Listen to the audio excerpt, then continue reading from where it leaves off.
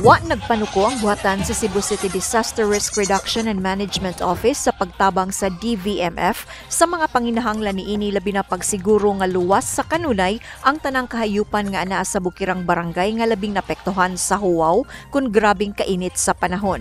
Human maaprubahi ang budget sa CDRRMO, gihatagan dayon ang Department of Veterinary Medicine and Services og pondo nga 10 million pesos alang sa pagpalit sa mga tambal, vitamins, bakuna, feeds o guban pang panginahanglan sa mga hayop.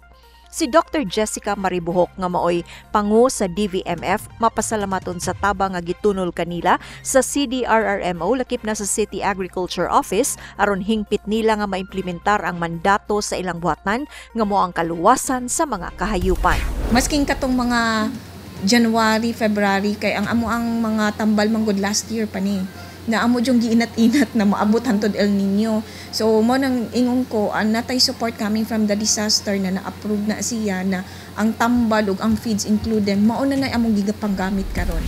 Matud ni Maribuhok nga kada adlaw adunay mga livestock inspector o veterinarian inspector ang mosuroy sa mga bukirang barangay aron pagmonitor sa kahimtang sa mga hayop labi na kadtong kanunay mainitan sama sa mga kabayo, kabaw, baka ug kanding.